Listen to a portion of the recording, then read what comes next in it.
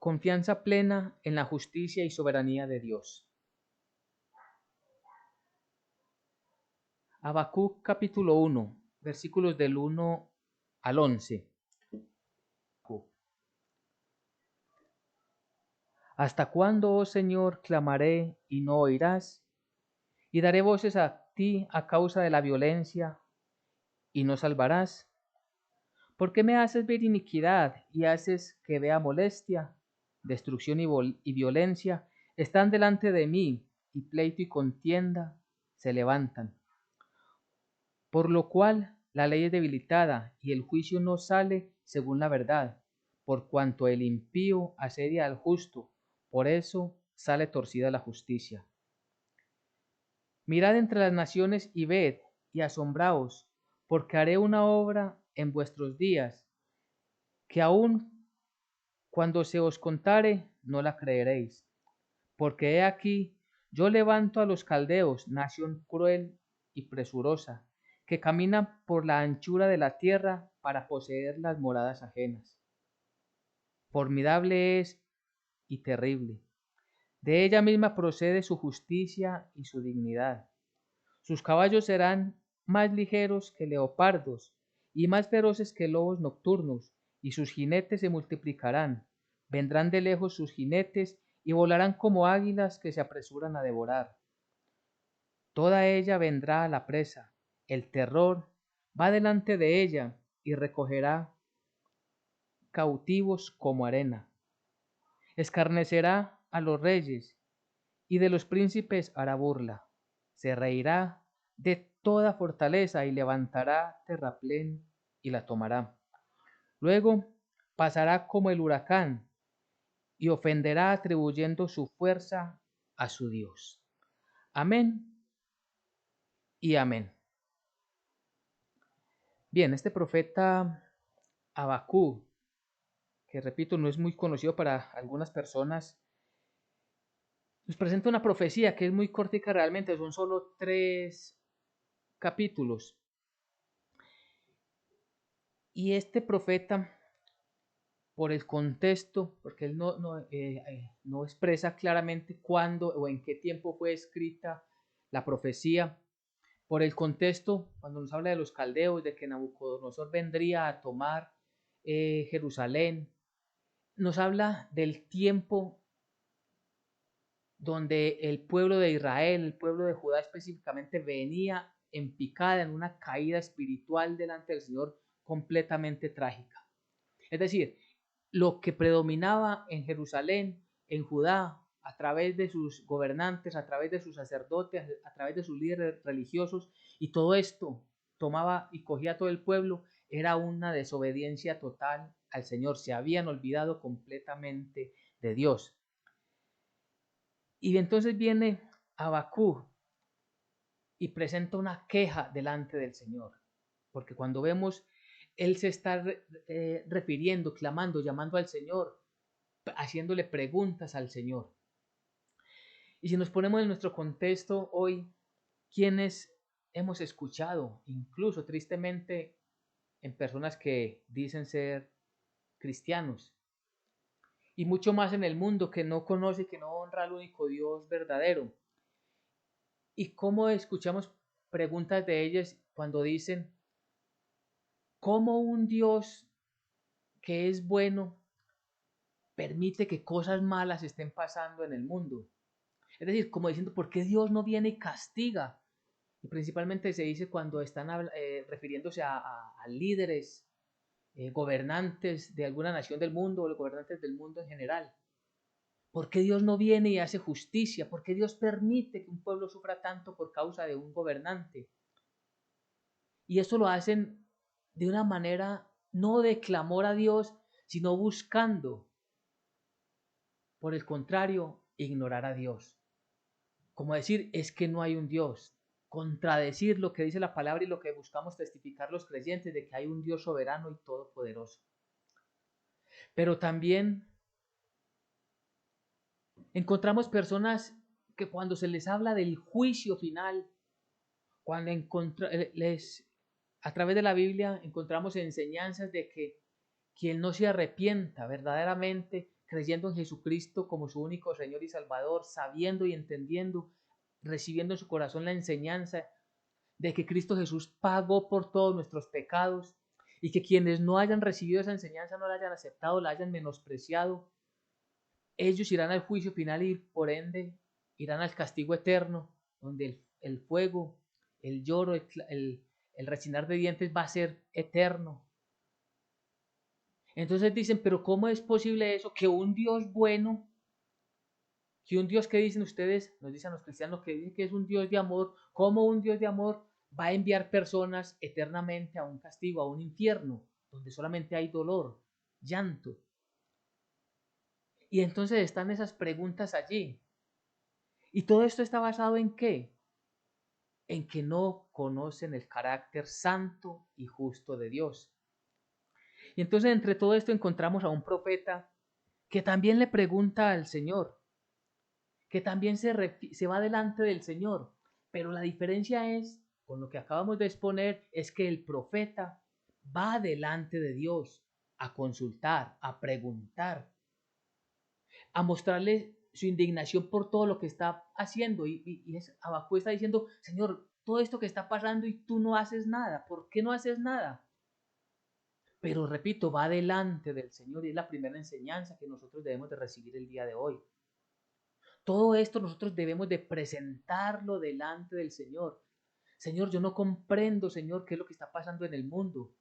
Señor, ¿por qué hay tanta injusticia? Señor, ¿por qué en nuestro entorno hay tanta maldad?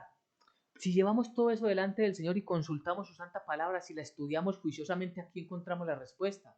Abacú, porque todavía para entonces no estaba completa la Biblia. Nosotros hoy ya tenemos la completitud de la palabra de Dios. Él recibe una visión y allí están las respuestas de Dios.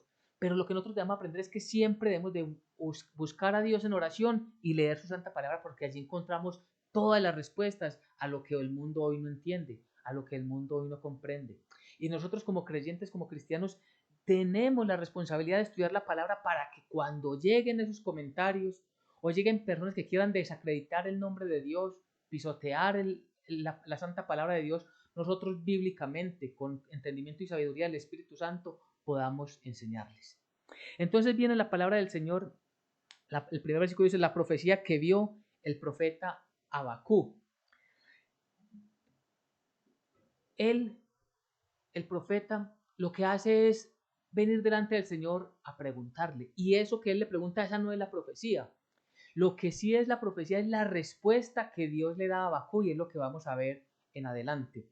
Entonces el versículo 2 dice, ¿hasta cuándo, oh Dios, clamaré y no oirás? Y daré voces a ti a causa de la violencia y no salvarás. Él está diciendo, y la primera pregunta que le hace Abacú a Dios. Dice, ¿hasta cuándo, oh Dios, clamaré y no oirás? Daré voces a ti a causa de la violencia y no salvarás. ¿Qué es lo que está molesto? ¿Por qué está molesto el profeta? ¿Por qué está indignado y por qué viene delante del Señor? ¿Por qué, Señor, hasta cuándo vas a permitir esto? ¿Por qué no me respondes? Hay dos cosas. Uno, vemos que Abacú viene insistentemente orándole al Señor. ¿Y por qué es bueno ese énfasis? Porque a veces pensamos y queremos nosotros venir en una oración sencilla, simple, Señor, ayúdanos, ¿por qué está pasando esto, Dios? No entiendo. Pare de contar y nos metemos al mundo. No, es una oración insistente, él persiste continuamente. El pasaje no nos dice si fue un día, 2 días, 3 días, un mes, un año, 2 años, no sabemos cuánto tiempo, pero sí sabemos implícitamente que él ha estado insistiendo delante del Señor. ¿Hasta cuándo? Significa que hay un tiempo pasado en el cual él ha estado orando y clamándole al Señor. Segundo, él está hablando en el contexto de lo que está viviendo el mismo Israel, específicamente Judá y la ciudad de Jerusalén. Aún tomando y viendo lo que están haciendo los gobernadores, los sacerdotes, los líderes religiosos y el pueblo en general. ¿Qué está pasando? El pueblo ya está en una decadencia espiritual, una decadencia moral tal que el mismo Abacú se sorprende y ve la maldad de su propio pueblo. Entonces él está diciendo, Señor, ¿por qué no haces algo contra tu pueblo? Porque es el pueblo de Dios, para que se corrija. ¿Por qué no los castigas? ¿Por qué no los reprendes? Es lo que está diciendo Habacuc en el contexto. Esa decadencia moral lo que está haciendo es llevar violencia, porque el pasaje nos dice, ¿hasta cuándo daré voces a causa de la violencia y no salvarás? Hay violencia, hay mucha maldad al interior de Judá. Versículo 3. ¿Por qué me haces ver iniquidad y haces que vea molestia? Destrucción y violencia están delante de mí. Pleito y contiendas se levantan. Versículo 4. Por lo cual la ley es debilitada y el juicio no sale según la verdad, por cuanto el impío asedia al justo, por eso sale torcida la justicia. Claro, como Israel, como Judá, como los líderes religiosos y los gobernantes están apartados de la palabra de Dios, todo juicio que ellos emiten es un juicio torcido. Y él está buscando el juicio justo y verdadero que es el del Dios Todopoderoso. Señor, así como esto va de mal en peor. ¿Hasta cuándo, Señor, no vas a intervenir?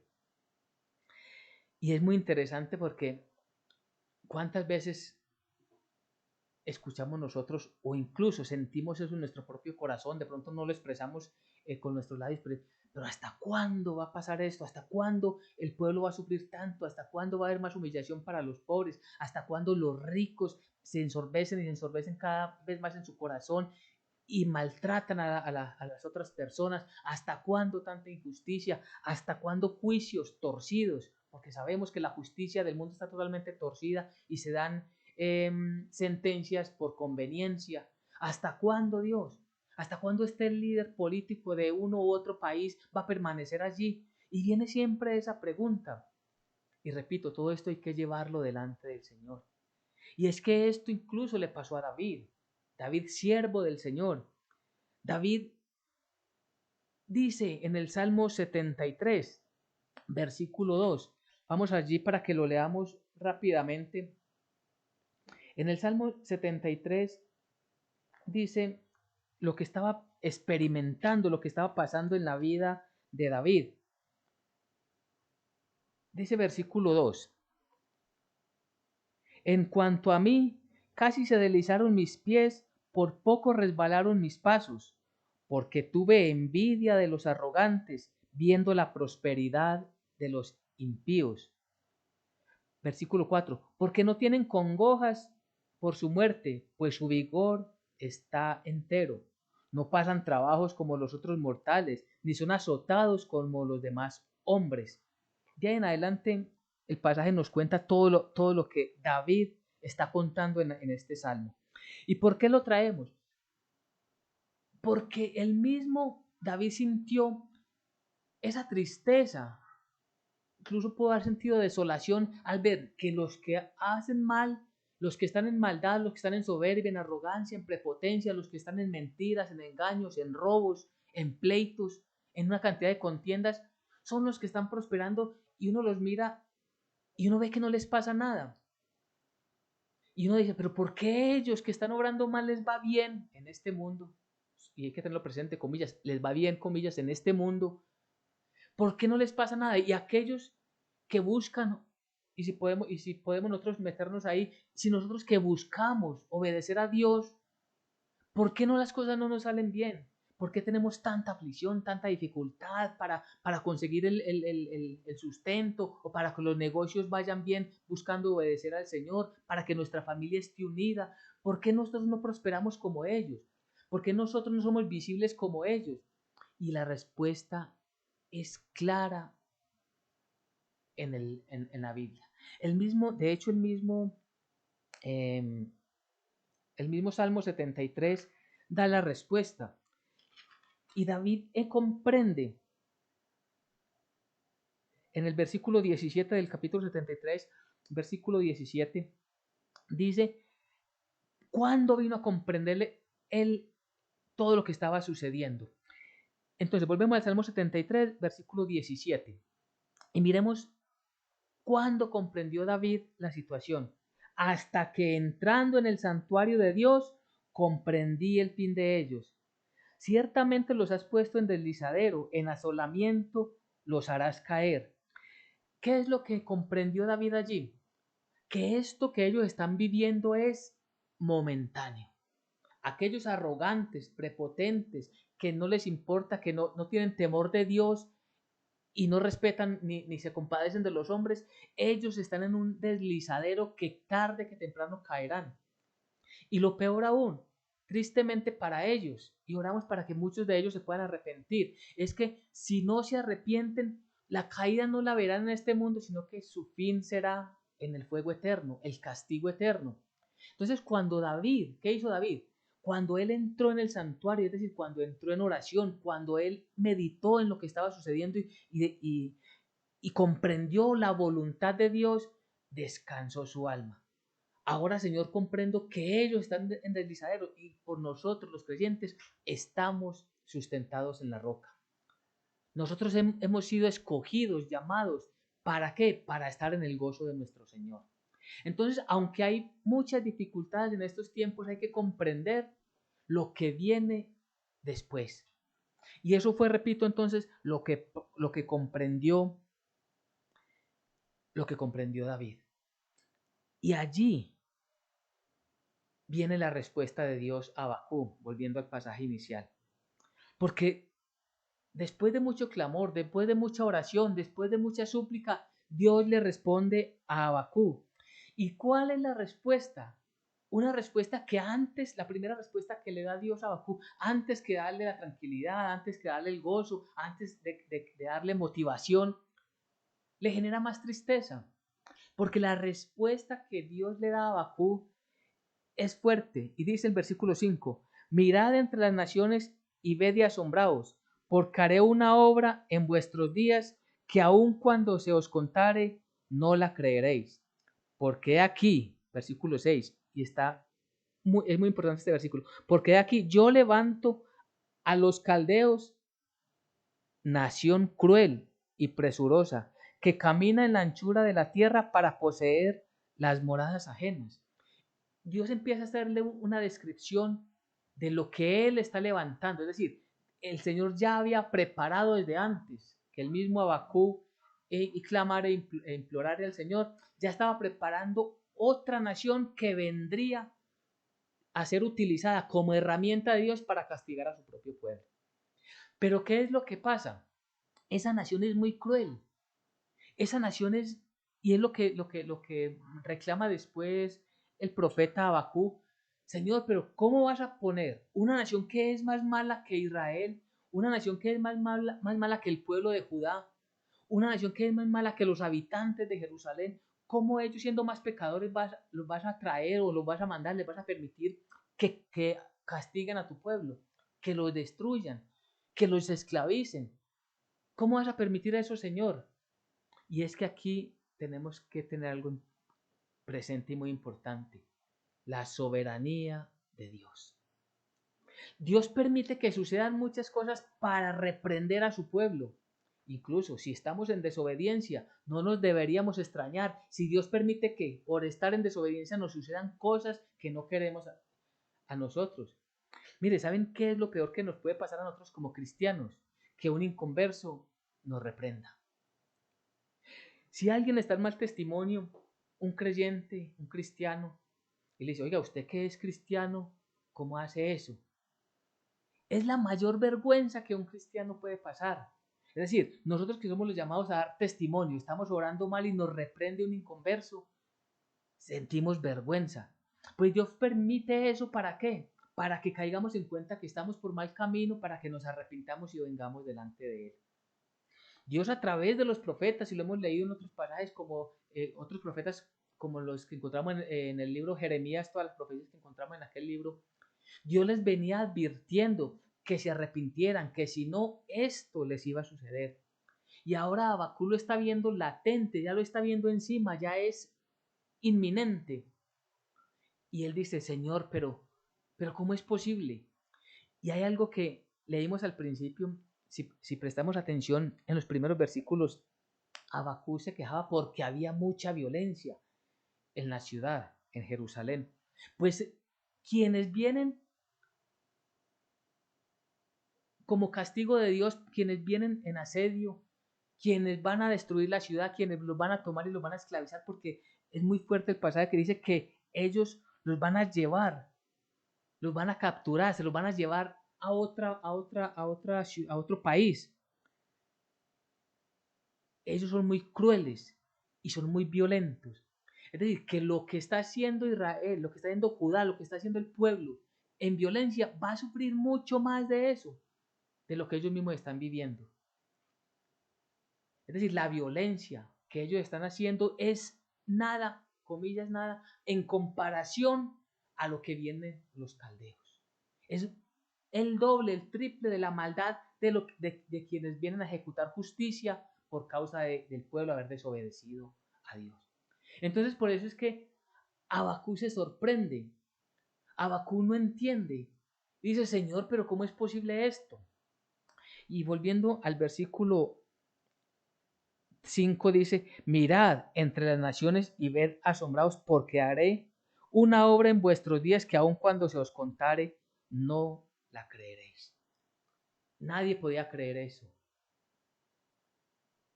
Recordemos que cuando Jeremías profetizó, los primeros que buscaron los sacerdotes y los gobernantes fueron a los falsos profetas, que desmintieran a Jeremías. No creyeron a la palabra del Señor. Y él les dijo, lo que está diciendo Jeremías es cierto. Y por eso dice aquí en el texto, que cuando os contare no lo creeréis. Ellos no lo creyeron. Si hubieran creído al profeta, le hubieran creído a Dios. Y si le hubieran creído a Dios, se hubieran arrepentido. Y si hay arrepentimiento, Dios, que es grande en misericordia, hubiera tenido compasiones de ellos y hubiera retenido el castigo. Eso es lo que encontramos en este pasaje. Pero es muy llamativo también que en estas mismas palabras encontramos en Hechos de los Apóstoles, capítulo 13, versículo 17, también algo que el Señor dice, que el Señor habla acerca de que el pueblo no creería. Hechos 13, 27. Dice la palabra del Señor. Porque los habitantes de Jerusalén y sus gobernantes, no conociendo a Jesús ni las palabras de los profetas que se leen todos los días de reposo, las cumplieron al condenarle. ¿Qué es lo que está diciendo? Viene hablando de Jesús. Pablo viene enseñándoles, Pablo y Bernabé, cuando están en Antioquía, vienen delante de los gobernantes y vienen delante del pueblo a enseñarles. Y es algo que él les dice, Pablo, dice que los habitantes de Jerusalén, ellos leían todos los días que se reunían, que era lo que conocemos el sábado, el día de reposo, se reunían para leer los profetas. Los profetas estaban anunciando la venida del Mesías y cómo el Mesías tenía que padecer. Ellos lo leían, pero no le prestaron atención, no lo creyeron, como lo decía puntualmente la santa palabra del Señor. Y por causa de ellos cumplieron la profecía sin saberlo. Es decir, ellos rechazando al Mesías estaban cumpliendo lo que los profetas habían anunciado, que sería despreciado. Isaías nos cuenta muy bien. Entonces lo que encontramos allí es que el pueblo, y nos sucede mucho a nosotros y debemos de prestar mucho cuidado, mucha atención a esto, es que cuando leemos las escrituras, cuando leemos toda la palabra del Señor, debemos de hacerlo con entendimiento y buscar a través del Espíritu Santo comprender lo que el Señor nos quiere decir. Porque el pueblo de Israel cometió el más grave de los errores, y es menospreciar el Mesías que venía a darles salvación. Entonces, después de todo este relato que Pablo está haciendo en ese mismo Hechos 13, vamos al versículo 38, cuando dice, sabed pues esto, varones hermanos, que por medio de él, hablando de Cristo Jesús, se nos anuncia perdón de pecados, y que de todo aquello de que por la ley de Moisés no pudiste ser justificados, en él es justificado todo aquel que cree. Versículo 40. Mirad pues que no venga sobre vosotros lo que está dicho en los profetas. Versículo 41. Mirad, y esto hace referencia, tiene una correlación con el pasaje de Habacuc. Dice, mirad, oh menospreciadores, y asombraos y desapareced, porque yo hago una obra en vuestros días, obra que no creeréis si alguno se las contare. Prestemos atención. ¿Qué le dijo Dios a Habacuc como profecía? Que él, lo que les estaba anunciando, es que vendría un juicio a través de los caldeos, a través de Nabucodonosor, que vendría un juicio a la ciudad santa, que vendría un juicio a Jerusalén, que vendría un juicio a todos los habitantes de Judá, que ellos escucharían y no creerían. Pues ahora Pablo está tomando las mismas palabras y tiene un énfasis mucho más importante. Es porque está diciendo que en Cristo Jesús hay perdón de pecados. Que ellos, el pueblo de Israel, no, aunque leía la palabra de Dios, nunca la entendió, pero que ellos todavía estaban a tiempo. Que no les suceda, es lo que les está llamando, mirad, oh menospreciadores, porque ellos menospreciaban la obra de Jesucristo y el evangelio de la salvación por gracia.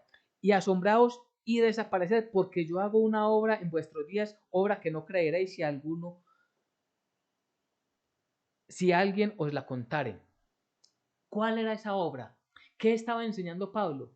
Les estaba diciendo que para perdón de pecados era necesario creer en Jesucristo, que era el Hijo de Dios, que había venido en carne, en persona, que se había hecho hombre, que Él, siendo santo, sin pecado, murió en una cruenta cruz como pecador porque llevaba los pecados de todo el mundo, que murió y fue sepultado y que resucitó al tercer día. Esa es la enseñanza del Evangelio de la salvación por gracia, que todo aquel que en Él cree, y ahí está el problema para muchas personas, ahí está la piedra de tropiezo para muchas personas que no entienden que solamente para llegar delante de Dios solamente está este camino y es creer en Jesucristo.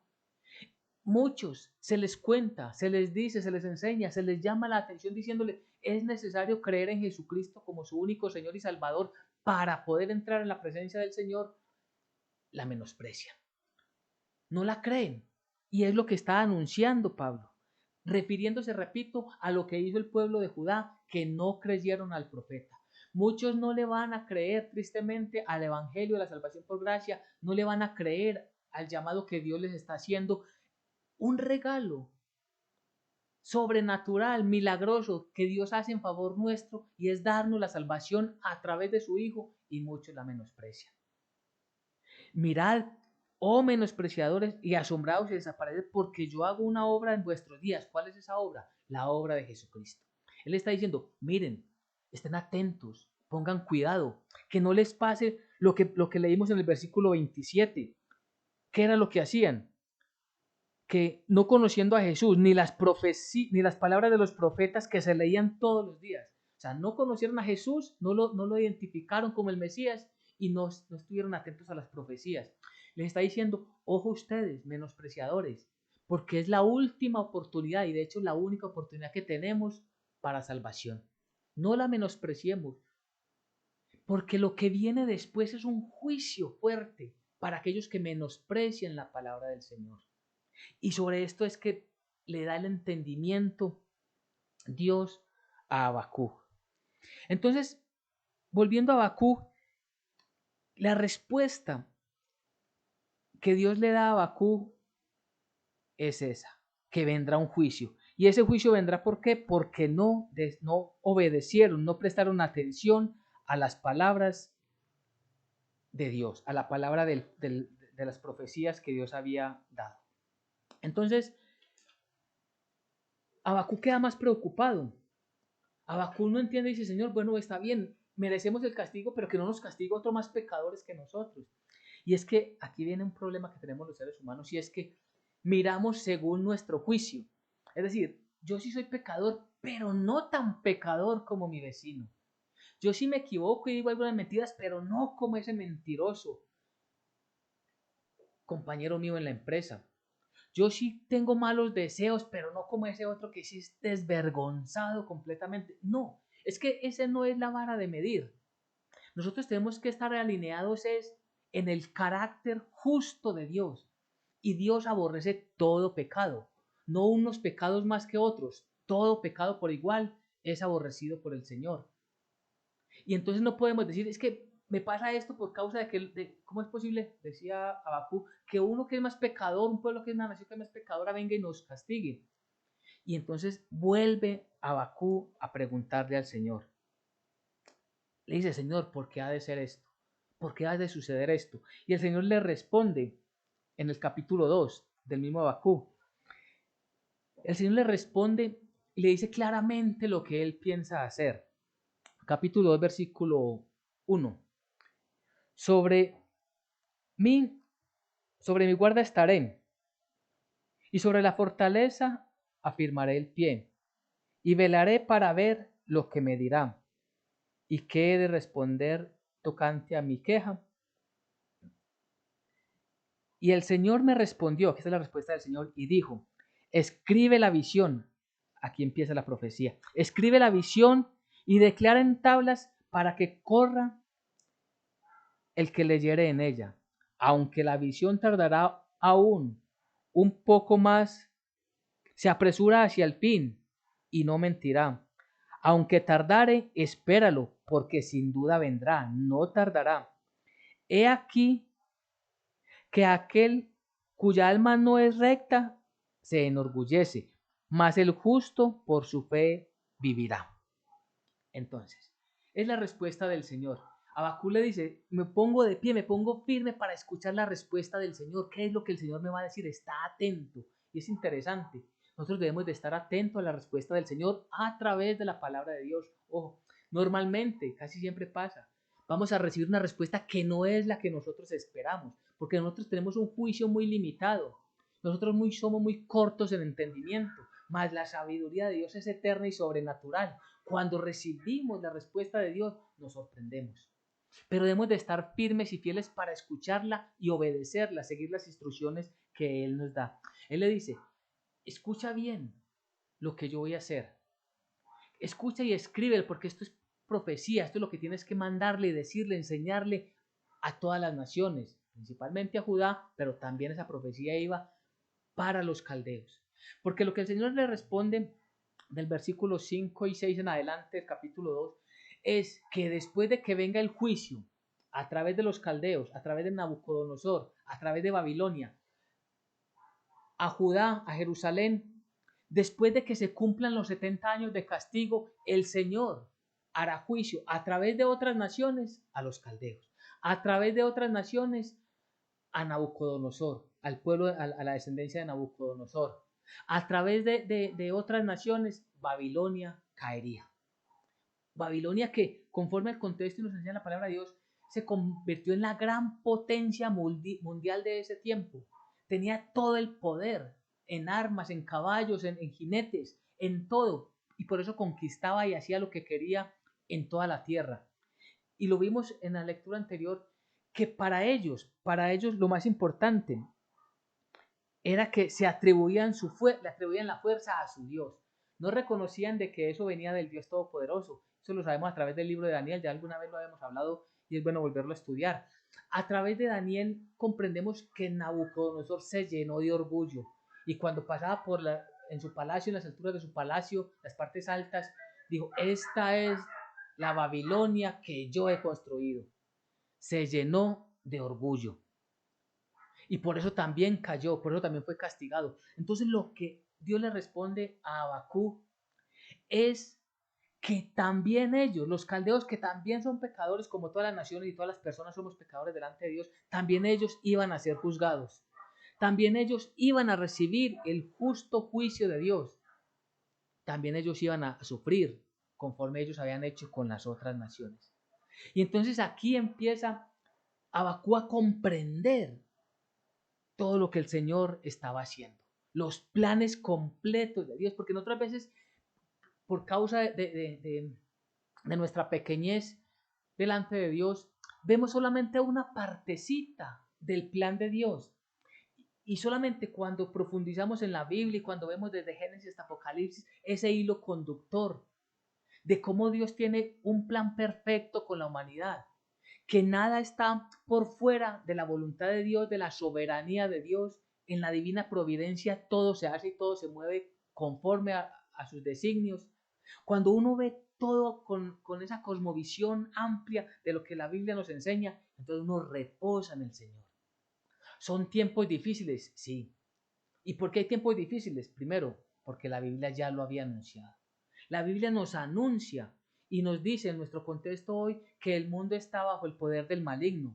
Y la Biblia nos enseña que el mundo va de mal en peor y esto no va a cambiar. Esto no depende del próximo gobernante, si es de un grupo o de otro, si es de derecha o de izquierda. Eso no depende. No podemos poner nuestra esperanza ni nuestra mirada en que esto va a cambiar según el gobernante que venga.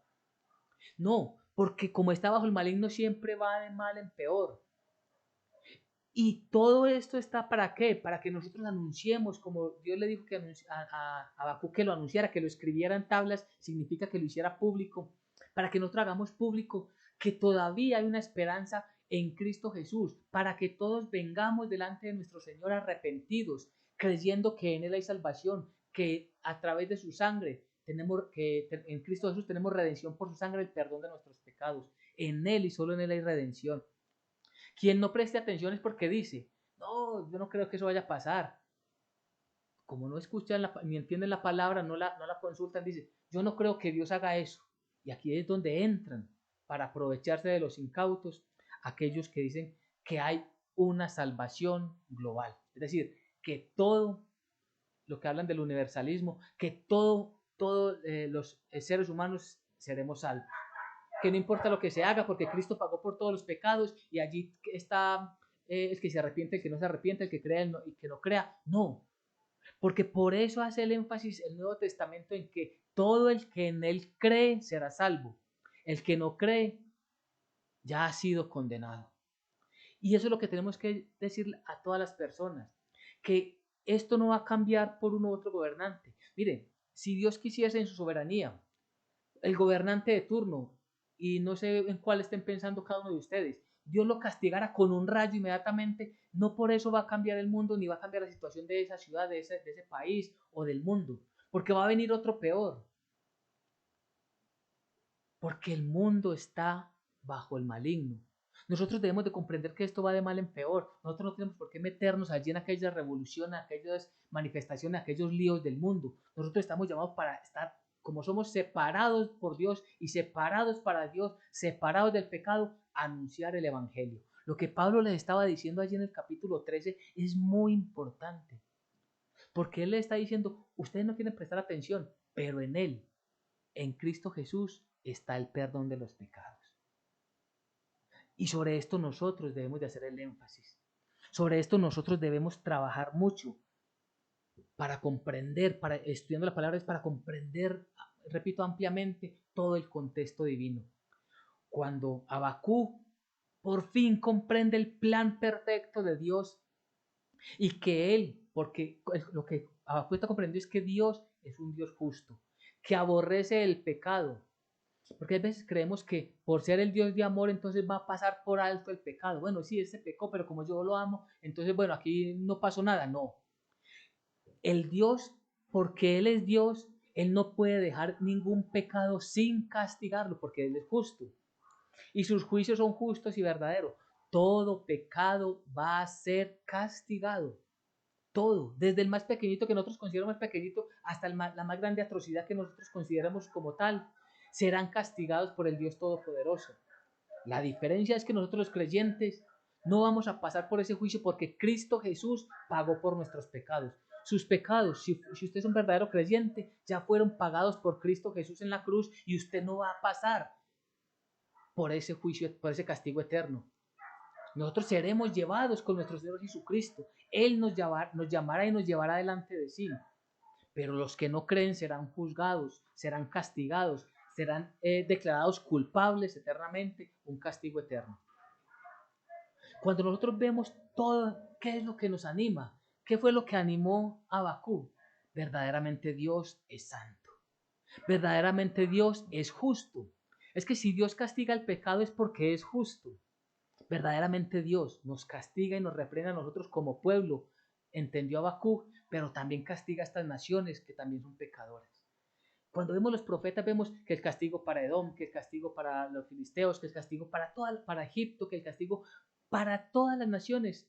Hay una profecía de castigo, de juicio y de castigo. Y ese anuncio es para que ellos también tengan la posibilidad de arrepentirse, porque sabemos que hoy el llamado para la salvación es para todos los pueblos, tanto de Israel como para los gentiles. Y es un llamado para que todos vengamos arrepentidos delante del Señor.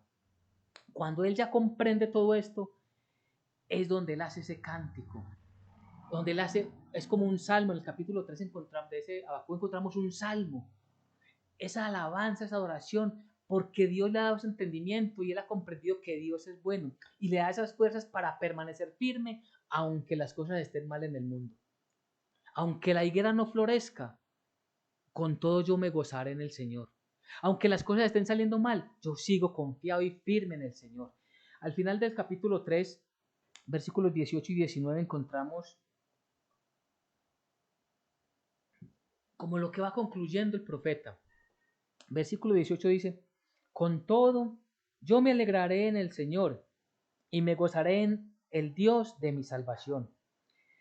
El Señor Dios es mi fortaleza, el cual hace mis pies como de siervas y en mis alturas me hace andar.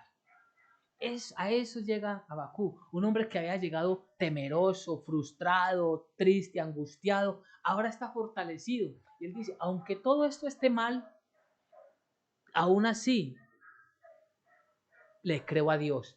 Porque el centro, lo principal de toda esta profecía, ya lo leímos, es el capítulo 2, versículo 4, donde dice, el justo por la fe vivirá.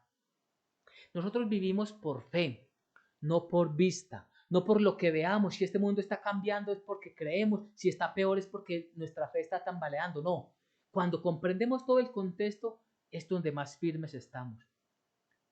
Ahora comprendo, dice Habacuc. Ahora me alegro en el Señor con todo lo que pase y aún esté sucediendo cosas tan malas en el mundo. Yo me alegro porque Dios es justo y Él hará justicia de todo pecado.